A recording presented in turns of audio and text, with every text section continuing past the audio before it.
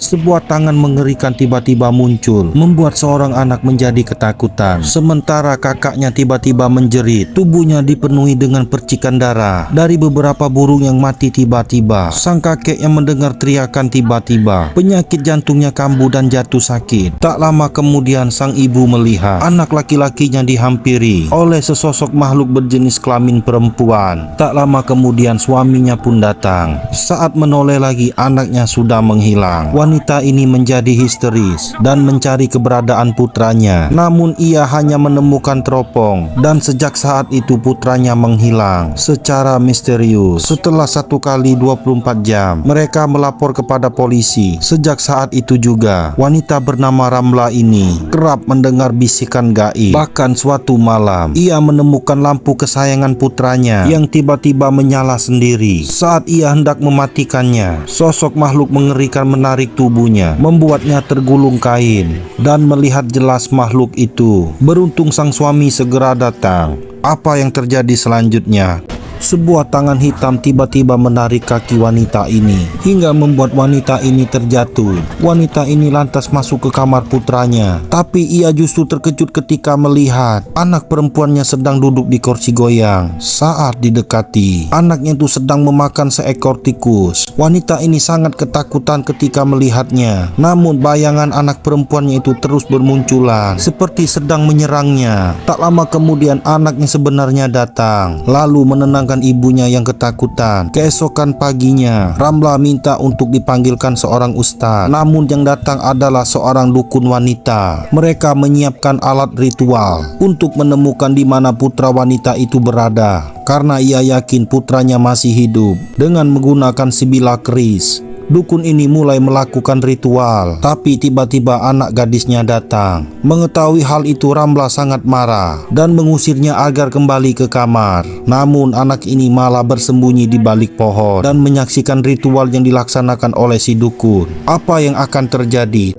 Dukun ini melakukan ritual yang mengerikan dengan mengorbankan 1 ekor kambing jantan. Sebelum kambing itu dikorbankan, si dukun mengajaknya berbicara, lalu kemudian menghabisi nyawa kambing itu. Melihat yang dilakukan si dukun, Ramla terkejut. Setelah kambing itu tewas, dukun ini kemudian membelah perutnya, mengambil jantung si kambing, kemudian melahapnya. Seorang laki-laki yang menemani dukun itu mendekati dan meminta dukun itu agar menghentikan semuanya. Tapi si dukun malah menggigit telinga laki-laki itu. Tiba-tiba anak gadis Ramla berteriak. Mendengar teriakan itu, dukun ini lantas mengejar anak itu. Ramla berusaha untuk menghalanginya hingga mereka berdua terjatuh. Dan saat itulah tiba-tiba dukun ini memanggil Ramla ibu. Ia menjadi seolah-olah Saipul putranya yang menghilang. Ramla pun percaya bahwa dukun itu dirasuki arwah putranya. Mereka kemudian berpelukan. Tapi tiba-tiba dukun ini berubah lagi menjadi ibunya dan mengatakan bahwa ia ingin memelihara Saipul cucunya. Mendengar itu, Ramla sangat marah. Ia lantas mendorong tubuh dukun ini.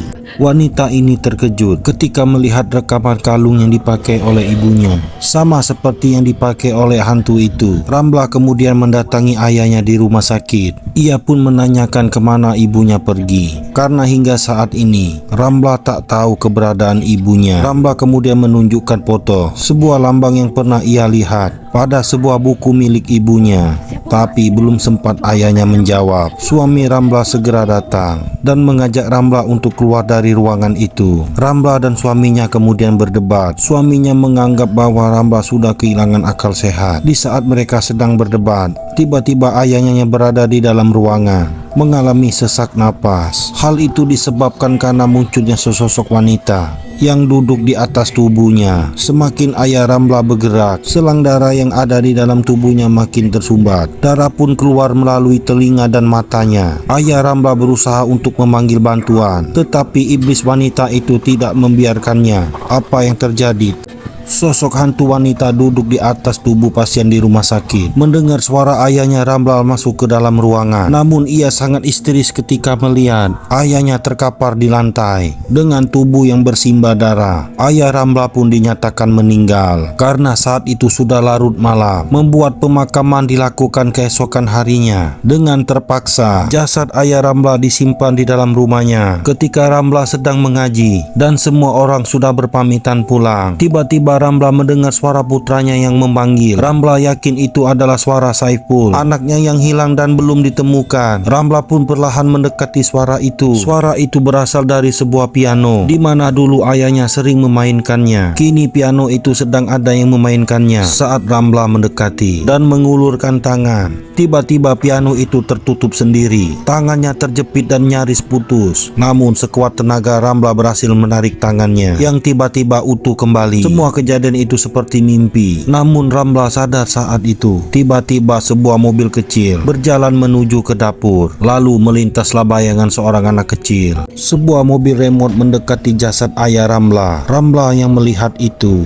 kemudian memeriksa jasad ayahnya. Ia lantas melihat sesosok berjubah hitam yang duduk di samping jasad ayahnya. Ramla mengira itu sesosok hantu, padahal itu adalah suami dan anaknya. Ramla menjadi histeris dan ketakutan sendiri dengan penampakan yang ada di depannya. Tak lama kemudian ia melihat jasad ayahnya baik-baik saja. Hingga keesokan harinya pemakaman dilakukan. Seiring berjalannya hari, Ramla semakin bersikap aneh dan tak masuk akal, hingga membuat suaminya menjadi kesal. Marina menjadi sedih melihat kedua orang tuanya itu. Sementara polisi akhirnya memutuskan untuk menghentikan pencarian karena Saiful tak kunjung ditemukan. Sementara beberapa orang lainnya menemukan sesuatu, yaitu baju yang terakhir kali dipakai oleh Saiful melalui sebuah alat komunikasi yang sering digunakan Saiful bersama kakaknya. Tiba-tiba menyala. Tapi saat Marina memanggil Saiful, justru suara hantu mengerikan yang didengarnya. Marina lantas melemparkan alat itu. Tak lama kemudian boneka di sekitar kamarnya bergerak sendiri.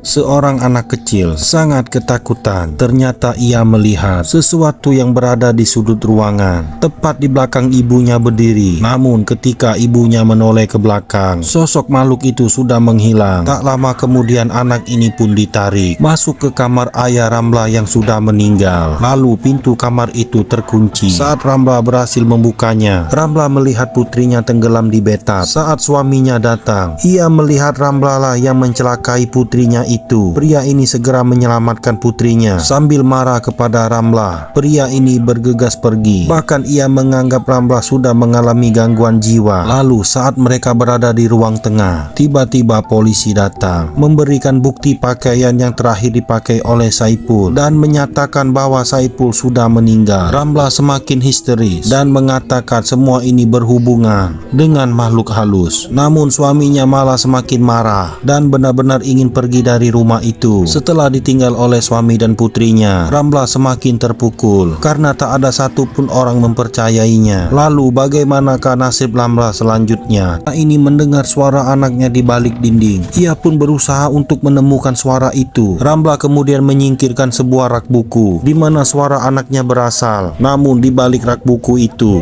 hanya ada dinding kosong. Tetapi Ramla masih mendengar suara putranya. Ia pun kemudian memutuskan untuk mengambil peralatan. Lalu dengan sekuat tenaga, Ramla menghancurkan dinding itu. Saat ia memeriksa ada apa di balik dinding, ia hanya menemukan sebuah pipa saja. Ramla semakin putus asa dengan yang terjadi kepada hidupnya. Ia pun selalu menyalahkan ibunya adalah penyebab kekacauan semua itu. Di saat Ramla sedang putus asa, ia tak sengaja memukul lemari di sampingnya. Tapi suara lemari itu bergema. Ia menemukan lubang kunci. Lantas Ramla membuang semua kain-kain yang menutupi. Setelah memastikan itu benar-benar lubang kunci, Ramla lalu mengambil anak kunci di laci ayahnya. Kemudian berusaha membuka ruang rahasia itu. Dan ternyata di balik tempat itu adalah sebuah ruang rahasia menuju ke bawah tanah. Di sisi lain Marina bercerita kepada ayahnya bahwa ibunya tidak gila, tetapi ia juga melihat makhluk itu.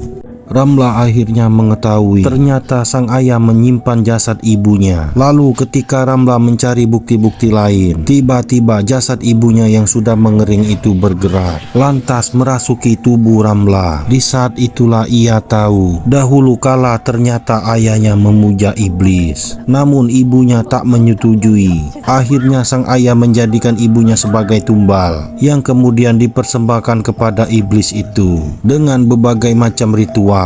Kemudian jasad ibunya dikeringkan. Setelah itu ayah Ramla menyembunyikan ruang rahasia itu di belakang sebuah rak buku. Bahkan kala itu Ramla sempat melihatnya. Di saat itu juga Ramla tersadar mengapa jari-jari tangan ayahnya penuh dengan luka sayat pisau sebelum ayahnya jatuh sakit. Setelah semua itu tiba-tiba saja Saipul muncul di sudut ruangan dengan kondisi lemas namun masih bernapas. Melihat kondisi anaknya itu, Ramla kemudian memutuskan bersedia menjadi pengganti ayahnya untuk memelihara iblis itu. Asalkan Saipul bisa pulih seperti semula. Iblis itu mengelabui penglihatan Ramla. Apa yang terjadi selanjutnya?